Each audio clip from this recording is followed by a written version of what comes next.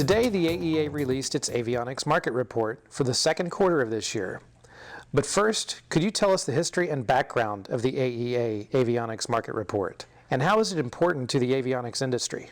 The concept for the AEA Avionics Market Report began back in April 2012 when I invited a group of aviation electronics manufacturers together as an ad hoc committee for us to establish some feedback and need for such a report. From that ad hoc committee, the AEA Avionics Market Report was created, and since that meeting, we have started with reporting year-end 2012 sales, which was unveiled at our March 2013 convention in Las Vegas. Since that time, we're now reporting quarterly sales. We began with the first quarter 2013, and just today we've announced the second quarter 2013 sales. It's important, obviously, to capture actual sales data of the avionics industry, something that's never been recorded before. This is very useful to not only the avionics manufacturers to analyze sales trends, to perhaps introduce new products to the market. It's also important to the aviation community as a whole when we're spreading the word about the value of the avionics market to the U.S. economy.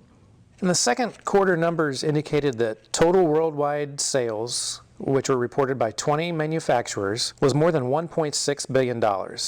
What exactly does that mean, and what does it tell us about the health of the avionics industry's economic activity and the outlook as we move ahead? Well, it's a little premature to start analyzing trends and comparing first quarter sales report to second quarter sales report.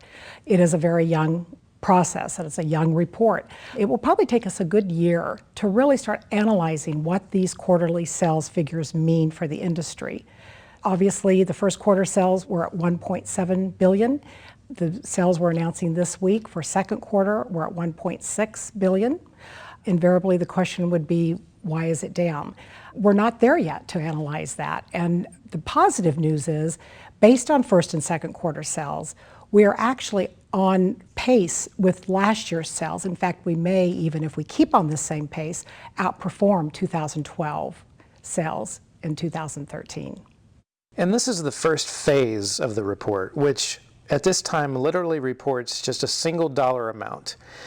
Is it fair to say that the initial phase in its first year will be used to establish a baseline?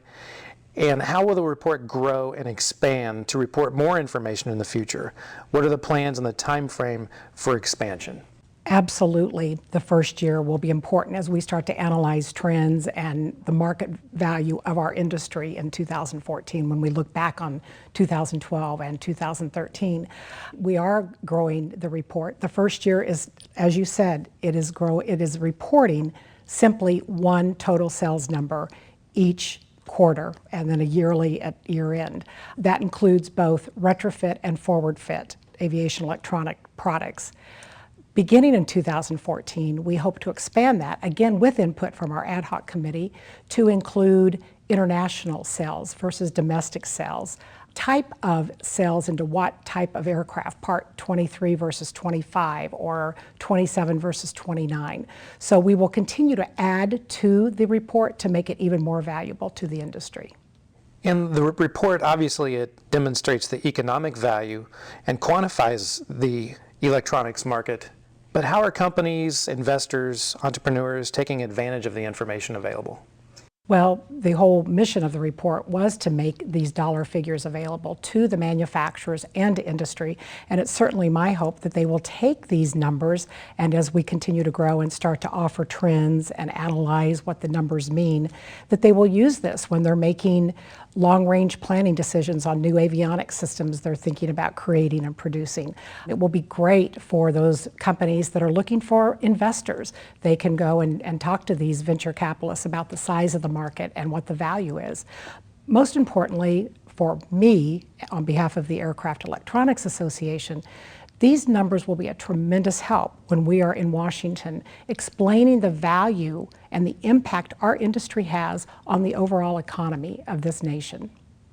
And what types of trends should we be looking to in the third quarter and end of the year reports? Do you expect there to be any impact from seasonality, economic issues, or perhaps regulatory mandates in future reports, or is that too early to tell as well?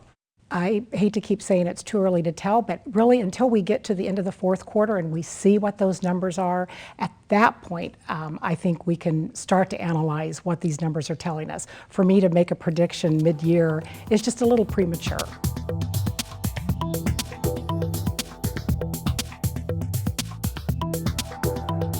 Aero-TV is brought to you by Redbird Flight Simulations is dedicated to revolutionizing flight training by designing, manufacturing, and delivering affordable and innovative flight training technologies. Each Redbird device is designed to enhance the training experience for pilots of all levels, from student to ATP. Redbird is quickly becoming the industry standard for flight training. Since Redbird introduced its revolutionary FMX in 2007, colleges, universities, and flight training operations around the world have integrated Redbird products into their curriculum.